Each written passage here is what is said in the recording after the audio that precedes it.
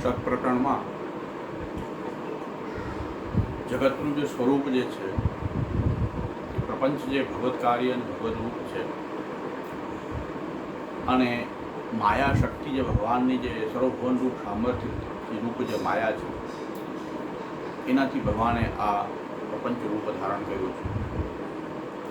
એ પ્રપંચાંતર્ગત જે જીવો જે છે એ અવિદ્યાથી બંધન પામે. હવે એમની મુક્તિનો પ્રકાર એટલે અવિદ્યાની નિવૃત્તિ થાય, વિદ્યાની પ્રાપ્તિ થાય, તો એની મુક્તિ, વિદ્યાની પ્રાપ્તિ થવાથી એ જીવ મુક્ત થાય. પણ મુક્તિ કેવલ વિદ્યા પ્રાપ્તિથી કેવલ મુક્તિ નથી થતી. મુક્તિ માટે આવશ્યક છે ભગવત કૃપા. એટલે એ પ્રકાર બતાવવામાં આવે છે કે સંપૂર્ણ જે મુક્તિ જે છે એ ભગવદ આધીન છે, ભગવાનને આધીન. ખાલી સાધન કરીને વિદ્યા પ્રાપ્ત કરવાથી તો પાછું સંઘાતની પ્રાપ્તિ થઈ જાય. સંપૂર્ણપણે મુક્તિનો ઉપાય શું? તો કહે છે કે પરમ તત્વ પરમાત્મામાં ભક્તિ, એ ભક્તિ સહિત જો જ્ઞાન હોય તો જ જીવાત્મા સંપૂર્ણપણે મુક્ત થાય. એટલા માટે હવે આપણે જે પ્રકરણ ચાલે છે કે ભાઈ જગત અને સંસારનો ભેદ છે, સંસાર જીવાત્માને થાય છે, બંધન થાય એ સંસારાવસ્થા છે, મુક્તિ હોય એ બંધનમાંથી કેવી રીતે મુક્ત થવું એના ઉપાય જે છે એ બતાવવામાં આવી રહ્યા છે. એ આપણે જોઈ રહ્યા છીએ. પણ એ પણ જોયું કે આસન્ય પ્રાણની ઉપાસના કરવાથી જે જ્ઞાની જે છે એની દેહેન્દ્રિયોની અંદર આધિદૈવિકતા પ્રકટ થઈ છે, પણ એનું જીવપણું એમને બનેલું રહે છે. તો ક્યારેક પાછું જીવને પાછો અવિદ્યા લાગવાનો સંભવ છે. એટલે સુપ્ત પ્રતિબુદ્ધ ન્યાયથી જે નિદ્રામાં આપણે બધા સૂઈ જઈએ અને ફરી પાછા જાગૃત થઈ જાય, એવી રીતે અવિદ્યાનું ઉપમર્દન થઈ જાય છે, ફરી પાછી અવિદ્યા જાગૃત થઈ શકે છે. સંપૂર્ણપણે મુક્તિ ક્યારે થશે? હરિસેવા. હરિસેવા કરવાથી સંપૂર્ણપણે બ્રહ્મભાવ પ્રકટ થઈ જાય છે, અને ત્યાર પછી બ્રહ્મભાવ પ્રાપ્ત થયા પછી જીવભાવ નિવૃત્ત થઈ જાય છે, દેહેન્દ્રિયો એ બ્રહ્મભાવાત્મક બની જાય છે, સચ્ચિદાનંદ રૂપ થઈ જાય છે, અને ત્યાર પછી એનો બ્રહ્મમાં લય થઈ જાય છે. અને એમાં ઈશ્વર ઈચ્છા આધીન છે. એટલે ભગવાને શ્રુતિઓમાં પણ આવે છે કે ભગવાન જેને મુક્તિ કરવા ઈચ્છે છે એની પાસે સારા કર્મો કરાવે છે, જેને અધોગતિમાં લઈ જવા માંગે છે અંતર્યામી પરમાત્મા એની પાસે ખરાબ કર્મ કરાવે છે. એટલે મુક્તિ ભગવદ આધીન છે, ભગવાનને આધીન છે, કેવલ કોઈ સાધનને આધીન નથી. એનું જ આગળ વિશેષ નિરૂપણ ભગવાનના સાક્ષાત સ્વરૂપને જાણવું, એમના વિભૂતિ રૂપોને જાણવું, જ્ઞાનમાર્ગી ઉપાસનાની અંદર પણ સતત એ સચ્ચિદાનંદ એક રસ પરમાત્માનું એ ચિંતન એ કરવામાં આવે અને એનાથી જ મુક્ત થવાતું હોય છે. એટલે પેલા વિભૂતિ રૂપોનું વર્ણન, ત્યાર પછી મૂળ રૂપ ભગવાનનું કેવું છે એનું વર્ણન, અને એનું બધા આ જે સ્વરૂપ જે છે એનું બ્રહ્મનું જે સ્વરૂપ જે છે, એની જે લીલા જે છે એનું અવગાહન કરવાનું જે તાત્પર્ય વેદમાં જે બે પ્રકારના વચનો આપણને વેદમાં પણ શ્રુતિઓમાં પણ જોવા મળે છે. એક તો સૃષ્ટિ ભગવાન કરી રહ્યા છે, એ સૃષ્ટિ કર્તૃત્વ એ બ્રહ્મમાં છે, જેનો શાંકરો નિષેધ કરે છે, અને એ બ્રહ્મને પોતાના આત્મારૂપ જાણવું, અને એનાથી એમાં સ્નેહ પ્રાપ્ત થાય છે. તો આ મહાત્મ્ય અને સ્નેહનું તાત્પર્ય ભક્તિમાં છે. સંપૂર્ણ વેદોનું તાત્પર્ય ભગવત ભક્તિમાં છે, ભગવાનની ભક્તિમાં રહેલું છે. અને એ ભક્તિ દ્વારા, એ પ્રાવાહિકી ભક્તિ કહો, પણ ભક્તિ દ્વારા મુક્તિ થાય છે. બીજા કોઈ ઉપાયથી મુક્તિ થઈ શકતી નથી. તો આગળ હવે ભક્તિના સ્વરૂપનો જે વિચાર જે છે, છેલ્લો શ્લોક કાલે આપણે લીધો, મહાત્મ્ય જ્ઞાન પૂર્વસ્તુ સુદૃઢ સર્વતો અધિક સ્નેહ ભક્તિ ભક્તિથી પ્રોક્ત તયા મુક્તિ વિચારને થા. જીવની મુક્તિ તો ભક્તિથી જ થાય છે. અને બ્રહ્મના આ સૃષ્ટિ કર્તૃત્વ, આ જગત કર્તૃત્વ રૂપથી એ બ્રહ્મનું મહાત્મ્ય પ્રકટ થશે, અને એને પોતાના આત્મારૂપ જાણવાથી આત્માની અંદર અહમ આત્મા આત્મનામ ધાતઃ પ્રેષ્ઠ સન પ્રેષામપી અતો મયી રતિમ કુર્યાદ દેહાદિ યત્કૃતે પ્રિયઃ આત્માની અંદર વિરાજેલો પરમાત્મા છે એ રૂપે બ્રહ્મને જાણવાથી પોતાના અસ્તિત્વનું જે પરમ રહસ્ય જે છે એ પરમાત્મામાં નિહિત છે, એમાંથી આ ફોર્સ આવી રહ્યો છે આનંદનો, એ આનંદરૂપ પરમાત્મા અંદર જ બિરાજી રહ્યો છે એવું જાણવાથી એમાં સ્નેહ પ્રકટ થઈ જાય છે, અને સ્નેહ અને મહાત્મ્ય બે પ્રકટ થાય એટલે એને ભક્તિ કહેવાય છે, અને એનાથી જ સાચી મુક્તિ થઈ શકે, બીજા કોઈ ઉપાયથી ન થઈ શકે. તો આજે પ્રકાશ ટીકામાં જે આ મહત્વનો શ્લોક છે, મહાત્મ્ય જ્ઞાન પૂર્વસ્તુ સુદૃઢ સર્વતોધિક સ્નેહ સ્નેહો ભક્તિરીતિ પ્રોક્તસ્ત તયા મુક્તિ નચાન્યથા. તો શ્રી મહાપ્રભુએ આજ્ઞા કરે છે એના પ્રકાશ ટીકામાં કે ભક્તિ સ્વરૂપમ આહ મહાત્મ્યતિ. જ્યાં જ્યાં મહત્વના શ્લોકો છે, જ્યાં જરૂરી છે પ્રકાશ, ત્યાં આપણે પ્રકાશ પણ લઈએ છીએ, અન્યથા ફક્ત શ્લોકાર્થ અને ભાવાર્થ જ લઈએ છીએ. તો મહાત્મ્ય આ બહુ મહત્વનો શ્લોક છે ભક્તિને સમજવા માટે. ભક્તિ બધા જ વેદાંત વાક્યોનું પણ તાત્પર્ય એ ભક્તિમાં છે એવો સમન્વય શ્રી આચાર્યચરણ બતાવી રહ્યા છે. એ રીતે ભક્તિ માર્ગની પરમ પ્રામાણિકતા સિદ્ધ કરી રહ્યા છે કે આ માર્ગ ફક્ત કલ્પનાનો, આ માર્ગ કેવલ ખાલી કોરી શ્રદ્ધા કે ભાવલા વેળાનો નથી, પણ એની પાછળ જે વેદાદી શાસ્ત્રોનું જે પરમ તત્વ જે નિહિત થયેલું છે, એનું જે પરમ સાર રૂપ તત્વ જે છે, એટલે નિગમ કલ્પ તરોડ ગલિતમ ફલમ સુખ મુખાદમૃત તવ ગલિતમ, એ ભાગવત માટે કહેવાયેલું છે, એ ભક્તિરસ માટે કહેવાયેલું છે, એ ભક્તિ માટે કહેવાયેલું છે. એ ભક્તિ એ પરમ એ તાત્પર્ય છે વેદોનું પણ, જીવ ભક્તિથી જ મુક્ત થઈ શકે, બીજા કોઈ ઉપાયથી નહીં. એટલે સાંસારિક બંધનની સંપૂર્ણપણે નિવૃત્તિ ભક્તિથી જ થાય છે, અન્યથી નહીં. એ ભક્તિનું મહાત્મ્ય એ બતાવવામાં આવે છે. ભક્તિનો વિષય પાછા એ ભગવાન છે.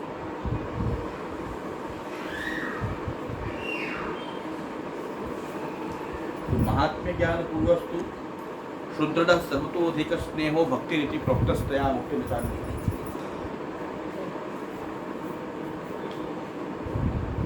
ભક્તિ સ્વરૂપમ આ ભક્તિનું સ્વરૂપ બતાવવામાં આવે છે. ભક્તિ બધા કરે છે, ભક્તિને બરાબર જાણીએ ભક્તિનું સ્વરૂપ શું છે એ શ્રી આચાર્યચરણ શ્રીમદ વલ્લભાચાર્યચરણ આપણને બતાવે છે. મહાપ્રભુજી આજ્ઞા જે મહાપ્રભુજીને ભક્તિ માર્ગાર્જુન માર્તંડ કહેવાય છે, આ ભક્તિના સ્વરૂપને પરમ તાત્પર્ય વેદનું મૂળભૂત તાત્પર્ય ભક્તિમાં છે, ભગવત ભક્તિમાં છે, અને ભગવાનની ભક્તિથી જ મુક્તિ થઈ શકે, અન્યથા મુક્તિ થઈ શકે નહીં. મુક્તિ પણ થાય તો કેવી હોય કે જાણે વિદ્યા પ્રાપ્ત થઈ જાય તો એનાથી અવિદ્યા થોડીક દબાઈ જાય થોડા કાળ માટે, પુનઃ એ જાગૃત થઈ શકે છે, તો ફરી પાછી સંસાર બંધન ઉત્પન્ન થઈ શકે છે. એટલે વિદ્યા પ્રાપ્તિ થયા છતાં પણ જ્યાં સુધી ભગવત ભક્તિ નથી ત્યાં સુધી સંપૂર્ણપણે મુક્તિ થઈ સંભવ નથી. એ શાસ્ત્રોનું પરમ નિગૂઢ રહસ્ય છે કે જે આપણને મહાપ્રભુજી દ્વારા આપણને પ્રાપ્ત થાય છે. તો ભક્તિ સ્વરૂપમ આહ મહાત્મ્ય ઇતિ સ્નેહો ભક્તિ.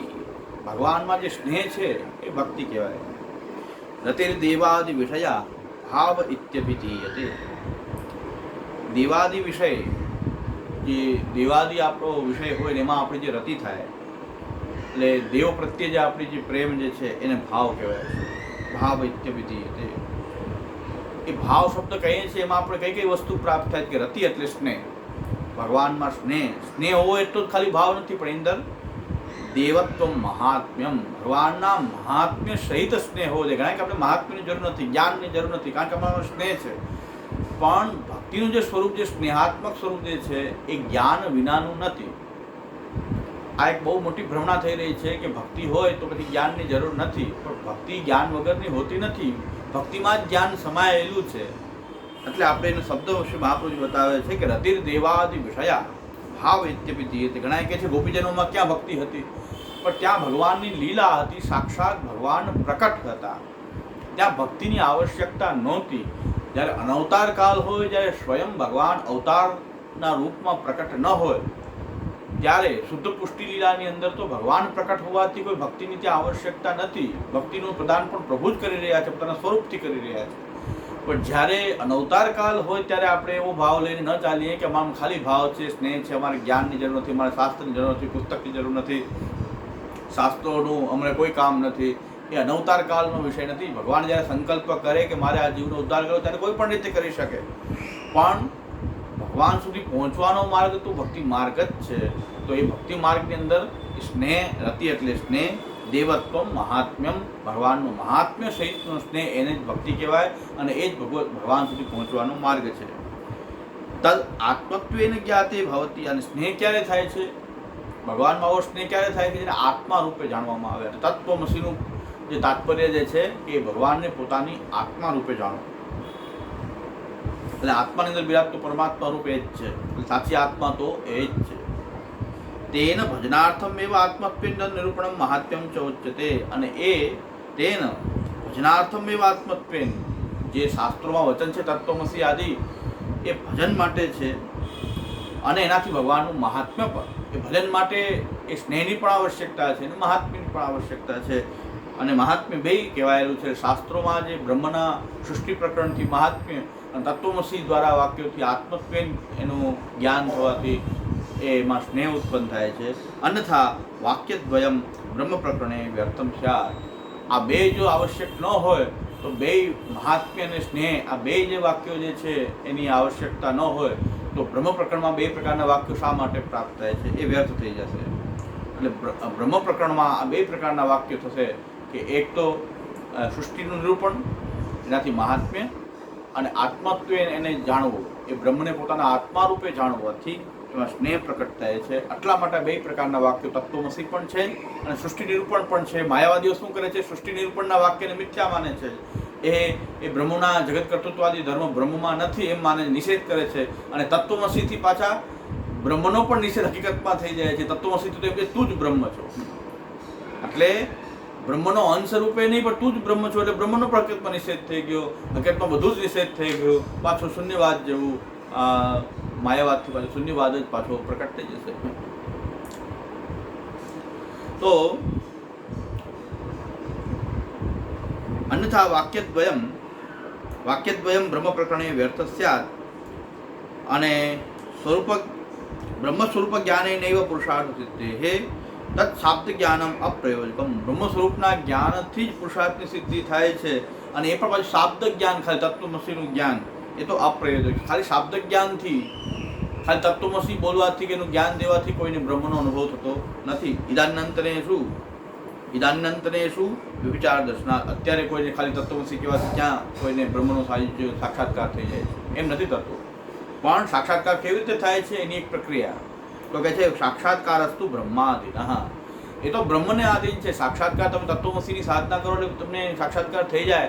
એ તત્વમસીનો ખાલી કોઈ વાક્યથી બોધ કરો તો તમને સાક્ષાત્કાર થઈ જાય નહીં. એ તો બ્રહ્માધીન છે. ભગવાનની ઈચ્છા હોય, બ્રહ્મની ઈચ્છા હોય તો જ એ સાક્ષાત્કાર થાય છે. કારણ કે યમે વૈષ વૃણુતે તેન લભ્ય, એમાં સ્પષ્ટ બતાવવામાં આવે છે. એમ યમે વૈષ વૃણુતે, હું જેનું વર્ણ કરું છું એને જ હું પ્રાપ્ત થાઉં છું. એટલે કોઈ સાધનથી એને પ્રાપ્ત કરી શકાતા નથી.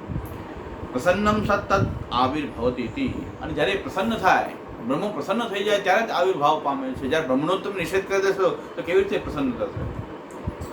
લોકરીત્યાવગમ્ય તે, લૌકિક રીતે જુઓ તો પણ રાજા કોઈના પ્રસન્ન થાય એને જ પ્રાપ્ત થતા હોય છે. શ્રુતિશ્ચ પુરુષાર્થ પર્યવસાનમ કથયતી, શ્રુતિશ્ચ પુરુષાર્થ પર્યવસાનમ કથયતી. જે સ્વરૂપ ભગવાનનો સાક્ષાત્કાર થવું ત્યાં જ પુરુષાર્થની સિદ્ધિ થાય છે. અને એના માટે બધા પુરુષાર્થો રહ્યા છે. ભગવત સાક્ષાત્કાર માટે બધા જ પુરુષાર્થ છે. હકીકતમાં પુરુષાર્થ એ છે કે ભગવત સાક્ષાત્કાર થવો, અને એના માટે બીજા સાધનો.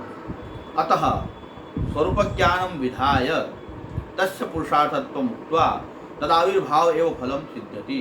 સ્વરૂપ જ્ઞાનમ વિધાય, સ્વરૂપ જ્ઞાન કરીને, તસ્ય પુરુષાર્થત્વમ, એ સ્વરૂપનું જ્ઞાનનું પુરુષાર્થપણું કહીને, તદાવિર્ભાવ એવ ફલમ સિદ્ધતિ. પુરુષાર્થ સ્વરૂપ શું કામ છે?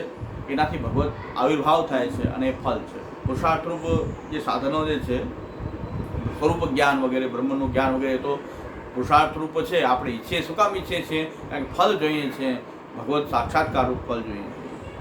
તો ભગવાનનો જે આવિર્ભાવ થવો એ ફલ સિદ્ધતિ. આવિર્ભાવાર્થમ પ્રેમ સેવા નિરૂપયતી. એ ભગવાનના આવિર્ભાવ થાય, પ્રભુનો સાક્ષાત્કાર થાય, એના માટે પ્રેમ સેવા રૂપ ભક્તિનું નિરૂપણ થયું છે. અવજ્ઞાનાદિ દોષાભાવાય મહાત્મ્યમ સુદર્શનેહાત્મત્વમ ચ આહ. અને ભગવાનનું મહાત્મ્ય આપણે જાણતા હોય તો ભગવાનની અવજ્ઞા ન થાય, અપમાન અવજ્ઞા એનાથી ન થાય. એટલા માટે મહાત્મ્ય બહુ આવશ્યક છે. અને સુદર્શનેહા, સ્નેહાત્મત્વમ ચ આહ, અને ભગવાનનો શુદ્ધ સ્નેહ પણ હોવો જોઈએ. ખાલી ડરતા જ નહીં એવું નહીં, મહાત્મ્ય જરૂરી છે કે પ્રભુની અવજ્ઞા ન થાય, અને ખાલી ડરતા રહેવું નહીં પણ એમાં સ્નેહ પણ હોવો જોઈએ. શુદ્ધ સર્વતોધિક સ્નેહ પણ પ્રભુમાં હોવો જોઈએ. એ તત્વમસી ઇતિ અત્ર શાસ્ત્ર પર્યવસાનમ અગ્રે નિરાકરિષ્યતે. તત્વમસી વાક્યમાં જ શાસ્ત્રનું પર્યવસાન રહેલું છે. તત્વમસીથી બ્રહ્મજ્ઞાન થઈ જાય છે, બ્રહ્મરૂપ થઈ જાય છે જીવાત્મા. એ પ્રકારનું જે વચનો માયાવાદીઓ આપે છે એ આગળ એ બધા તત્વમસીનું જે વાક્ય જે છે એનું શું તાત્પર્ય છે, અને માયાવાદીઓનું અર્થઘટન કરીને કેવી રીતે એને પુરુષાર્થ શાસ્ત્ર પર્યવસાન તત્વમસીમાં જે માને છે એનું નિરાકરણ જે છે આગળ પરમત નિરાકરણમાં કરવામાં આવશે.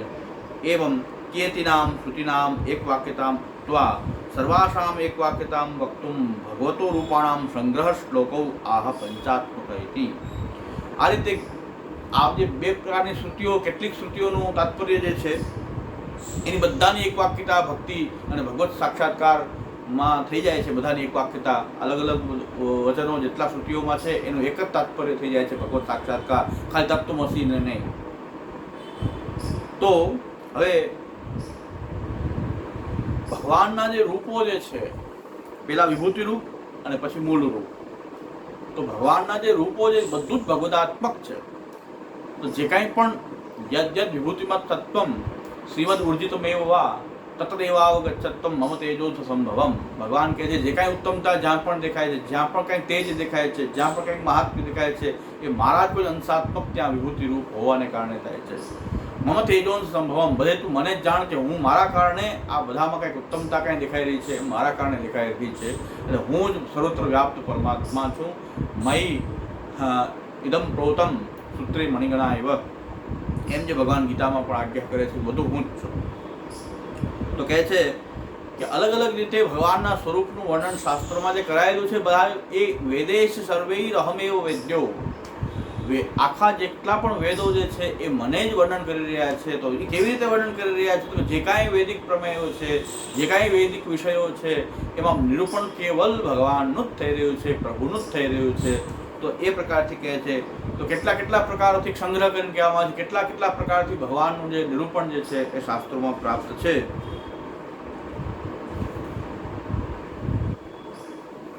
પંચાત્મકસ્સ ભગવાન વિષણાત્મકો અભૂત પંચદ્વયી શતસહસ્ત્ર પરામિતશ્ચ એક સમો અપી અખિલ દોષ સમુજ્જિતોપી સર્વત્ર પૂર્ણ ગુણકોપી બહુપમો ભૂત. હવે પેલા કહે છે પંચાત્મક ભગવાન, 5 રૂપે વર્ણન છે ભગવાનનું. જ્યાં જ્યાં 5 રૂપથી વર્ણન છે તો એ 5 રૂપ ભગવાન જ. વિષણાત્મકો એટલે 12 પ્રકારથી જ્યાં નિરૂપણ છે, જે 12 પ્રકારથી જ્યાં નિરૂપણ છે એ પણ ભગવાનનું નિરૂપણ થઈ ગયું. પંચદ્વયી 10 રૂપથી, પંચદ્વયી અને શતસહસ્ત્ર 10 રૂપે, સેંકડો રૂપથી, હજારો રૂપથી, અસંખ્ય રૂપથી એ જ ભગવાન વર્ણન થઈ રહ્યું. એના અસંખ્ય રૂપો છે. એક અને આ બધાની અંદર આ બધા અલગ અલગ રૂપ નથી, પણ એની એકતા ખંડિત થયા વગર એ બ્રહ્મ જ સર્વત્ર વ્યાપ્ત થયેલો છે. તો કહે છે એક જ સમો અપી અખિલ દોષ સમુચ્ચિતોપી, સર્વત્ર કોઈ પણ દોષ વગરનો, આ બધા તત્વોમાં દોષ દેખાઈ રહ્યો હોય, અલગ અલગ રૂપમાં કંઈક દોષ દેખાઈ રહ્યો છતાં પણ પોતેની જે એની એકતા જે છે એ તો સમગ્ર દોષોથી રહિત છે અને સર્વત્ર પૂર્ણ ગુણવાળા છે. કોઈ ગુણની અંદર કોઈ ખામી નથી, સર્વત્ર પૂર્ણ ગુણ, કોઈ બધે એ બ્રહ્મ તો સર્વ રીતે પૂર્ણ રીતે જ છે. એમાં આપણને ફ્રેક્શન જે દેખાઈ રહ્યા છે એના જ કોઈ વિભૂતિ રૂપો છે, તો પોતે એક રૂપ જ સર્વત્ર વ્યાપ્ત છે. અને બહુપમો ભૂત, એને અલગ અલગ ઉપમા પણ એને જ અપાય, એને અલગ અલગ પ્રકારથી વર્ણન કરવામાં આવે છે. એને કરુણા રૂપથી, ક્રૂર રૂપથી, બધા રૂપો એના જ છે. કોઈ રૌદ્ર રૂપ છે, કોઈ શાંત રૂપ છે, એ બધા અલગ અલગ ઉપમા આપવામાં આવે છતાં બધા જ રૂપમાં એક જ તત્વ વ્યાપ્ત છે, એ પરમ તત્વ બ્રહ્મ જ છે. હવે અહીં પણ બ્રહ્મનું વર્ણન આવ્યું, વિભૂતિ રૂપોનું વર્ણન આવ્યું. આ પ્રકરણ તો સત્પ્રકરણ છે, એ યાદમાં રાખવું જોઈએ. સત્પ્રકરણમાં જીવને જે અવિદ્યારૂપ સંસારની નિવૃત્તિ અને મુક્તિ કયા સ્વરૂપના જ્ઞાન દ્વારા, કયા સ્વરૂપના સાક્ષાત્કાર દ્વારા થાય છે એ બતાવવા માટે ભગવત સ્વરૂપનું પણ અહીં વર્ણન કરવામાં આવી રહ્યું છે. તો અગ્નિહોત્રાદિ પંચાત્મક તત્સાધન દેશ કાલ દ્રવ્ય કર્તુ મંત્રાત્મક હવે પંચરૂપ ક્યાં ક્યાં રૂપથી જોઈ શકાય? પંચાત્મક રૂપ કેવું કેવું છે કે અગ્નિહોત્રાદિ પંચાત્મક, અગ્નિહોત્ર, દશ પૂર્ણમાસ, પશુ, સોમ, આ પ્રકારથી જે યજ્ઞો બતાવ્યા છે, પંચાત્મક જે યજ્ઞો બતાવ્યા છે, અગ્નિહોત્ર, દશ પૂર્ણમાસ, ચાતુર્માસ્ય, પશુ અને સોમ, આ પાંચ પ્રકારના જે યજ્ઞ જે છે એ પણ ભગવાનનું જ રૂપ છે. કેવલ ભગવાન જે આપણો આરાધ્ય પરમ બ્રહ્મ પરમાત્મા શ્રી કૃષ્ણ જ બધે સર્વત્ર વ્યાપ્ત છે. અગ્નિહોત્રાદિ પંચા એક જ વર્ણન થઈ રહ્યું છે. આપણે અલગ અલગ લાગી રહ્યું હોય તો લાગે, પણ હકીકતમાં એક જ તત્વ જે છે એની અનેકતા પ્રકટ થઈ રહી છે. એક તત્વની અનેકતા જે છે એ પ્રકાર, એક તત્વમાં કેટલી અનેકતા એમાં ભરેલી છે એનો આનંદાત્મક રૂપ છે કે એની અંદર આટલો બધો આનંદ ભરેલો છે. એ એક જ તત્વ પોતે અનેક રૂપ થઈ રહ્યું છે. એ અનેકતામાં પણ એની એકતા જોવી જોઈએ કે એ અગ્નિહોત્રાદિ પંચાત્મક, અગ્નિહોત્ર પાંચ પ્રકારના યજ્ઞ અલગ અલગ લાગી રહ્યા છે, પણ એ પંચાત્મક રૂપ પાછું એ ભગવાનનું જ રૂપ છે. જે યજ્ઞાત્મક જે રૂપ જે ભગવાનનું છે એની માટેના જે પાંચ સાધનો છે, દેશ, કાળ, દ્રવ્ય, કર્તુ અને મંત્ર, આ પાંચ સાધનો જે છે, યજ્ઞના પાંચ સાધનો જે છે, તો યજ્ઞ પણ ભગવાન સિદ્ધ કર્યું, એના પાંચ સાધનો જે છે યજ્ઞના સાધન રૂપથી એ ભગવાન જ ત્યાં પ્રકટ થઈ રહ્યો છે. એટલે એ પણ ભગવાનનું રૂપ છે. પછી ત્રિવિધ મંત્ર, ઋગ્વેદ, યજુર્વેદ અને સામવેદના મંત્રો અને બ્રાહ્મણ અને ઉપનિષદ, આ પાંચ પ્રકારથી પણ એ ભગવાન જ છે. વેદ રૂપ પણ એ ભગવાન જ છે. પંચ પ્રાણ ભૂતાદ્યાત્મકશ્ચ, પાંચ પ્રકારના પ્રાણ છે, પ્રાણપાન વ્યાન ઉદાન સમાન, એ પાંચ પ્રાણ પણ એ બ્રહ્મ જ છે. તેન એતાવન નિરૂપકાનામ શ્રુતિનામ એક વાક્યતા સિદ્ધ્યતિ. આનાથી જેટલા પંચાત્મક રૂપ જ્યાં જ્યાં પણ શ્રુતિઓ બતાવેલા છે, પંચાત્મક હરિના જ રૂપ છે, અને શ્રુતિ તો એક જ ભગવાનનું જ ગુણગાન કરી રહી છે. શ્રુતિ અગ્રેવી તથા દેહે ચ, અને આગળ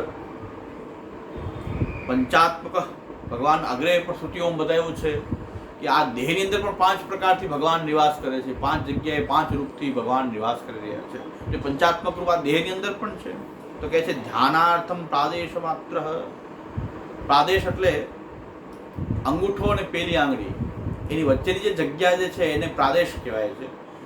તો એક ધ્યાન માટે ભગવાનનું પ્રાદેશ રૂપ, ધ્યાનાર્થ જે છે ભગવાન પ્રાદેશ માત્રથી ધ્યાન માટે ભગવાન જે છે એ પ્રાદેશ માત્ર જે એ બિરાજે છે.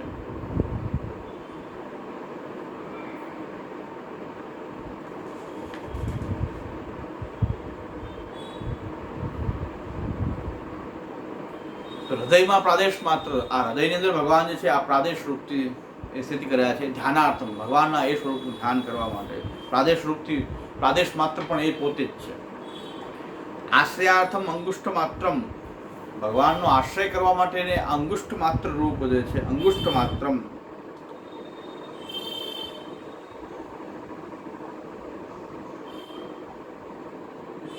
તો અંગુષ્ઠ માત્રના રૂપથી જે છે એ આશ્રયાર્થ ભગવાનનું જે રૂપ જે છે અંગુષ્ઠ માત્ર છે. તો અંગુષ્ઠ માત્ર તરીકે પણ વર્ણન આવે છે. તો એ આશ્રય માટેનું રૂપ જે છે એ અંગુષ્ઠ માત્ર છે. અને કર્મફળના નિયામક તરીકે સ્વામિત્વાર્થમ અક્ષિસ્થિત, આ બે આંખની અંદર ભગવાન જે છે એ સ્વામી રૂપથી અક્ષી એટલે આંખમાં બિરાજે છે. અક્ષિસ્થિતમ એ ભગવાનનું રૂપ છે.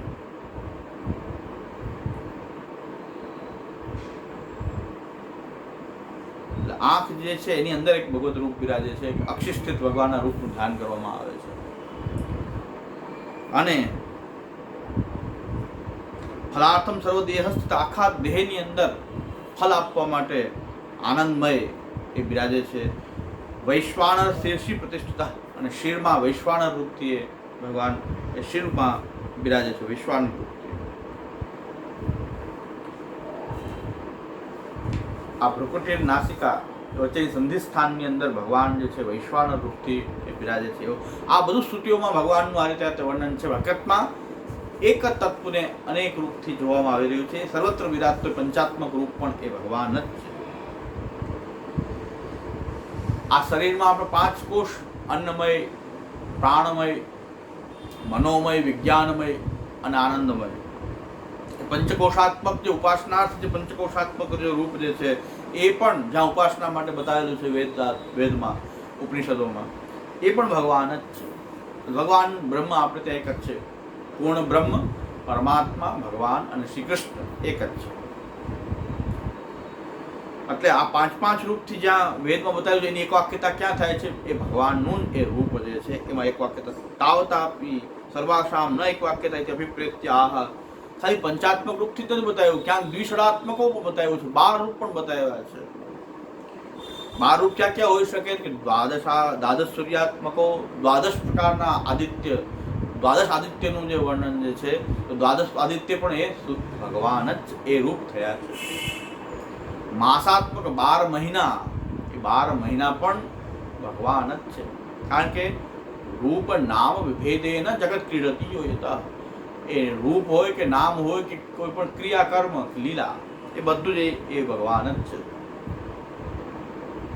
પુરુષાત્મક દ્વાદશાંગો વૈ પુરુષ, પુરુષાત્મક જે ભગવાનનું દ્વાદશાંગ વાળું જે રૂપ જે છે એ 12 પ્રકારથી. અહિનાત્મક આ બધા યજ્ઞ રૂપ, એમાં 12 પ્રકારના અગ્નિ રૂપ પણ. અન્ય બી દ્વાદશધા ભિન્ના જ્ઞાતવ્યા, જ્યાં જ્યાં 12 પ્રકારથી વર્ણન હોય ત્યાં બધું જ એ પોતે જ છે. તતોપી પ્રકારાંતરમ આહ પંચદ્વયીતિ, બીજા પણ પ્રકારથી પણ વર્ણન છે, ત્યાં 10 રૂપથી વર્ણન છે. તો કહે છે દિગાત્મકો 10 દિશા, એ 10 દિશાના દિક્પાલ દેવતા, દેવતાત્મક ઇન્દ્રિયો 10, 5 જ્ઞાનેન્દ્રિય, 5 કર્મેન્દ્રિય રૂપ પણ ઇન્દ્રિયાત્મકો, 10 વિધ લીલા, સર્ગ વિસર્ગ સ્થાન પૂર્ણોતિ મન્વંતર ઈશાનુ કથા નિરોધ મુક્તિ આશ્રય એ લીલાત્મક તથા અન્યેપી દશાત્મક સ્વયં ઉહ્યા અવતારાદય, 10 અવતાર રૂપ પણ છે. આ બધા જ ભગવાનના જ રૂપો છે. તતોપી અપૂર્તિ રીતે અધિકમ આહ, પણ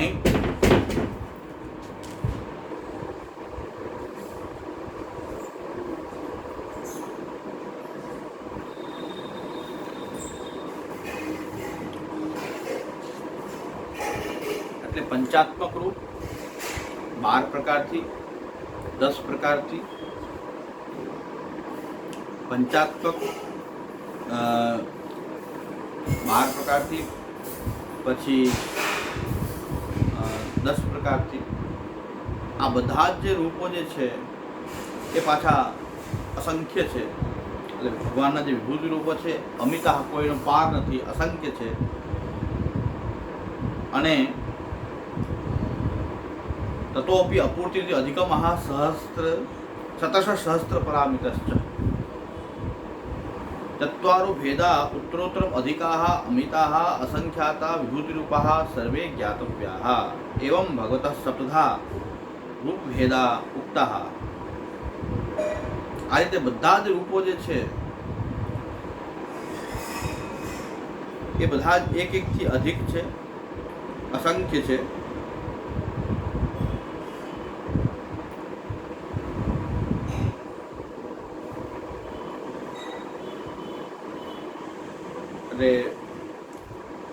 અહીં 4 પ્રકારથી મહાપુરુષ ચત્વારો ભેદા ઉત્તરોત્તર. એક તો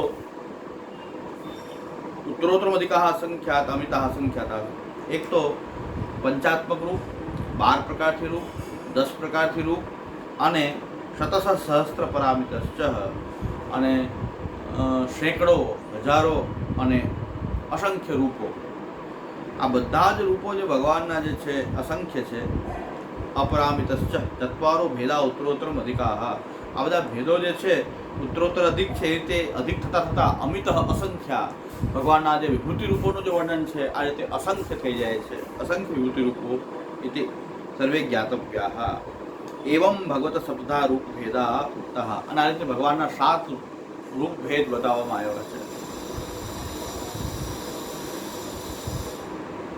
4 અને શતસહસ્ત્ર અપરા અને પરામિતશ્ચ, સહસ્ત્ર પરામિતશ્ચ, એ પ્રકારથી પરામિત. તેષુ ભગવાન ભિન્ન ઇતિ આશંક્ય. કોઈ એવી આશંકા કરે કે આ ભગવાનના બધા રૂપો એકબીજાથી ભિન્ન છે, ભગવાન આનાથી ભિન્ન છે કે ભગવાન આનાથી ભિન્ન છે, એવું કોઈને લાગે તો કહે છે નહીં, સર્વેષુ રૂપેષુ એક એવ. બધા જ રૂપોમાં એ તો એક જ છે. એટલે બધા જ વિભૂતિઓમાં એ બધા એક જ રહેલો છે. યોગીવત યોગી અનેક દેહમાં પ્રવેશ કરી શકે, છતાં યોગી પોતે એક જ રહે છે. પ્રાદેશ અંગુષ્ઠાદિ માત્રેષુ જુનાદિક ભાવમાં આશંક્યા સમોપી. પ્રાદેશ છે કે અંગુષ્ઠ છે, એ બધા રૂપોમાં કઈ ન્યૂનધિકતા છે? આ રૂપોમાં કઈ ન્યૂનધિકતા વિભૂતિ રૂપોમાં હોય છે કે નહીં? સમોપી, બધા એક સમાન બ્રહ્મરૂપતા ત્યાં બધાની સમાન છે. ક્વચિત અન્યથા પ્રતિમ આશંક્ય, તો કે જેમાં કોઈ અન્યથા પ્રતીતિ થવાની શંકા કોઈ કરે તો કે છે અખિલ દોષ સમુજ્જિતોપી. ભગવાન જે છે અખિલ દોષથી રહિત એ ભગવાનના વિભૂતિ રૂપો છે. ઐશ્વર્યાદિ ગુણાહ સર્વેષુ રૂપેષુ પૂર્ણઃ. ઐશ્વર્ય, વીર્ય, યશસ્વી, જ્ઞાન, વૈરાગ્ય રૂપ પણ આ બધા રૂપોમાં ભગવાનના જેટલા પણ રૂપો ભગવાન જે ધારણ કરે છે એમાં ઐશ્વર્યાદિ રૂપ પણ એના રૂપમાં પણ પૂર્ણતા છે. તથા સતી કથમ વૈલક્ષણ્યમ પ્રતીતિ તત્ર આહ બહુપમો ભૂત ઇતિ. પણ વૈલક્ષણ્ય શું કામ દેખાય છે? તો એક જ સરખું હોય તો કહે છે વિલક્ષણતા કેવી રીતે પ્રકટ થાય છે? કે બહુ ઉપમા એને પ્રાપ્ત થાય છે, કે નરવત, પ્રાદેશવત, એ બધી ઉપમા એને પ્રાપ્ત થાય છે. શાંતવત, ક્રૂરવત, ક્યાંક શાંત રૂપ છે, ક્યાંક રૌદ્ર રૂપ છે, ક્યાંક પ્રાદેશ છે, ક્યાંક નરવત છે. આ પ્રકારથી એની વિલક્ષણતા ત્યાં પ્રકટ કરે છે. પણ તત્વતઃ જોઈએ તો બ્રહ્મ એ ત્યાં પૂર્ણ જ સર્વરૂપમાં એ બિરાજે છે. આ રીતે વિભૂતિ રૂપોનું વર્ણન કર્યું. હવે મૂળ રૂપ ભગવાનનું જે સાક્ષાત રૂપ જે છે એ કેવું છે? તો કહે છે નિર્દોષ પૂર્ણ ગુણ વિગ્રહ આત્મતંત્રો. નિર્દોષ પૂર્ણ ગુણ વિગ્રહ, એ નિર્દોષ છે અને પૂર્ણ ગુણો વાળો આ વિગ્રહ સ્વરૂપ જે છે. પરસ્પર વિરુદ્ધ ધર્મો પણ ત્યાં એક રૂપ થઈને રમાન રીતે બિરાજે છે. બધા ગુણો ત્યાં પૂર્ણ છે. આત્મતંત્રો, એ કોઈ ગુણને આધીન નથી, પણ પોતે સ્વતંત્ર છે, આત્મતંત્ર છે. નિશ્ચેતનાત્મક શરીર ગુણેશ્ચ હીન.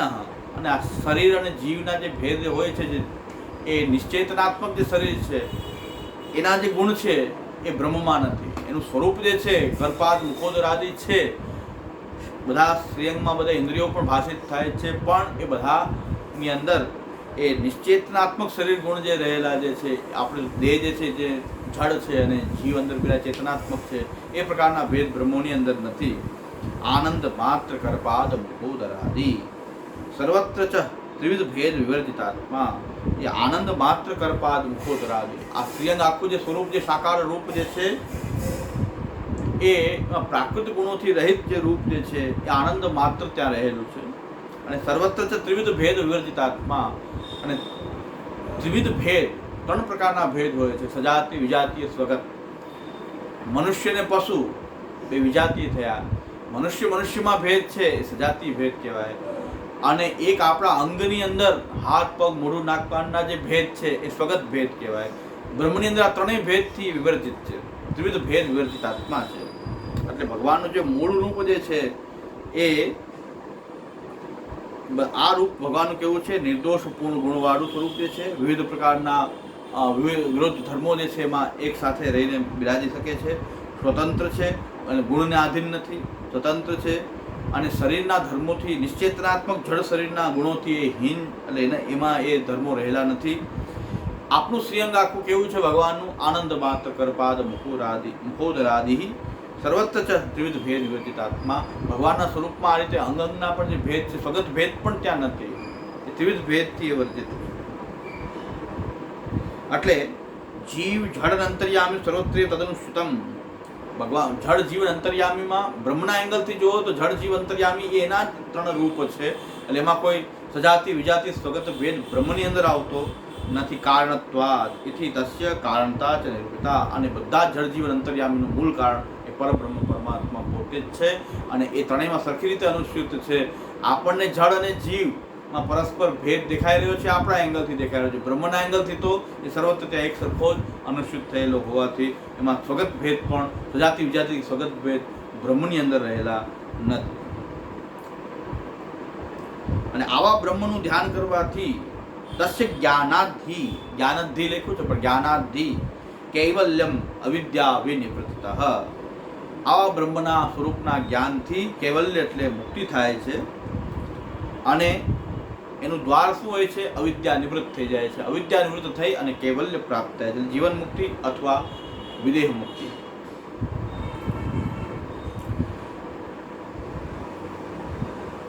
ગુણોપસંહાર ન્યાયેન શ્લોકદ્વયોક્ત ધર્મ સંયુક્તમ બ્રહ્મ ચેદ વિજાનયાત.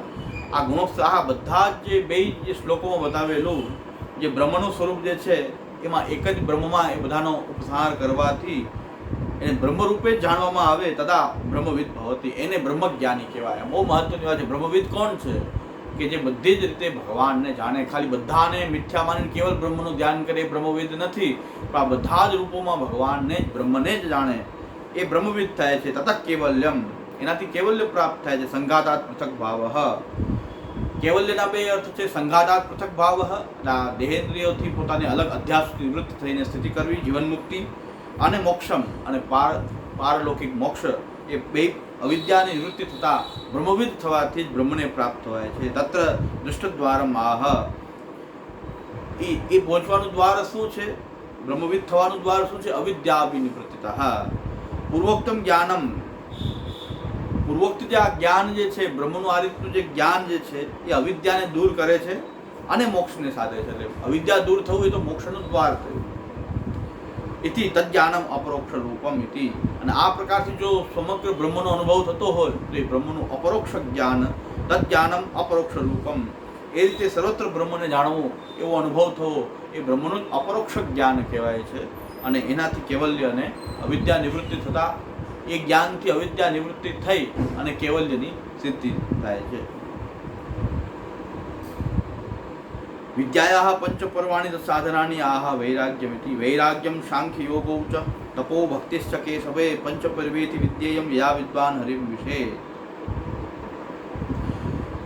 આ વિદ્યાના 5 પર્વોનું વર્ણન છે. વિદ્યાના 5 પર્વ આવ્યા છે. વિદ્યા જ્યારે પ્રાપ્ત થાય છે તો એના 5 પર્વો ક્યાં પ્રાપ્ત થાય છે? કે વૈરાગ્યમ સાંખ્ય યોગો ચ તપો ભક્તિશ્ચ કેશવે પંચ પર્વેતિ વિદ્યેયમ યા વિદ્વાન હરિમ વિષે. તો આદૌ વિષય વે તૃષ્ણ્યમ, એટલે વૈરાગ્ય, વિષયોની અંદર તૃષ્ણાનો અભાવ, એ વૈરાગ્ય છે. વિદ્યાનું પર્વમાં વૈરાગ્ય છે, વિદ્યાનું પર્વ છે. પછી સાંખ્ય, તતો નિત્યાનિત્ય વસ્તુ વિવેકપૂર્વક સર્વ પરિત્યાગ, નિત્ય અને અનિત્ય વસ્તુનો જે વિવેક, આ જડ પદાર્થ છે એ અનિત્ય છે, ચેતન પદાર્થ એ નિત્ય છે. એ નિત્યાનિત્ય વસ્તુનો વિવેકપૂર્વક અનિત્ય પદાર્થો, જે જળ પદાર્થોનો સર્વ ત્યાગ કરવો એને સાંખ્ય કહેવાય છે. તતઃ એકાંતે અષ્ટાંગ યોગ, યમ નિયમ, એ યમ નિયમ, આસન, પ્રાણાયામ, પ્રત્યાહાર, ધારણા, ધ્યાન, સમાધિ, એ અષ્ટાંગ યોગ એ યોગનું છે. તતો વિચારપૂર્વક આલોચનમ તપઃ, વિચારપૂર્વક ચિંતન આલોચન કરવું એ તપ છે. એકાગ્રતયા સ્થિતિ વા, અને એકાગ્ર થઈને સ્થિતિ કરવી એ તપ છે. તતો નિરંતર ભાવને આ પરમ પ્રેમ, અને આ નિરંતર બ્રહ્મનું ભાવન કરવાથી જે પરમ પ્રેમ થાય છે એ ભક્તિ છે.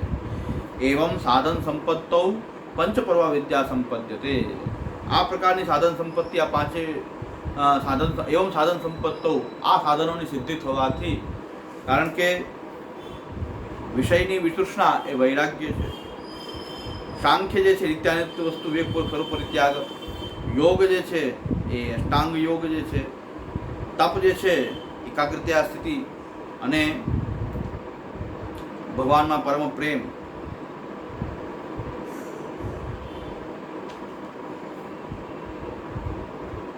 આ પંચપર્વા વિદ્યા જ્યારે સંપન્ન થાય છે ત્યારે યા કૃત્વા જાત સાક્ષાત્કાર, એનાથી ભગવાનનો જ્યારે સાક્ષાત્કાર થાય, તમ પ્રવિશેત ઇતિ આહ યા વિદ્વાન હરિમ વિષેદ, અને એ ભગવાનનો સાક્ષાત્કાર થાય અને ત્યાર પછી ભગવાનમાં એનો સાયુજ્ય થઈ જાય, તો એ પ્રકાર એ સંપૂર્ણપણે મુક્તિનો પ્રકાર એ આ છે. અત્ર સ્વરૂપ યોગ્યતા રૂપમ અધિકારમાં, દરેકને આવી પ્રકારની મુક્તિ નથી થતી, કારણ કે અધિકાર હોય એને જ પ્રાપ્ત થાય. તો અધિકાર કોનો છે આવી મુક્તિમાં? કે સત્વસૃષ્ટિ પ્રવૃત્તાનામ દેવાનામ મુક્તિ યોગ્યતા. જે સાત્વિક જીવો જે છે, ये सात्विकाः देव्यां संपत्ति जाता विद्युपजीविनः सर्वदा तेषां मुक्ति भविष्यति. જે સાત્વિકો છે, દેવી સંપત્તિમાં એ પ્રકટ થયેલા સાત્વિક જીવો છે, અને જે શાસ્ત્રમાં બતાવેલ રીત અનુસાર નિરંતર આ જીવન જીવવાથી એ સર્વદા તેષામ, ત્યારે તેની મુક્તિ થાય. શાસ્ત્ર અનુસાર પોતાનું જીવન જીવે ત્યારે તેની મુક્તિ થાય છે, બધાની મુક્તિ થતી નથી.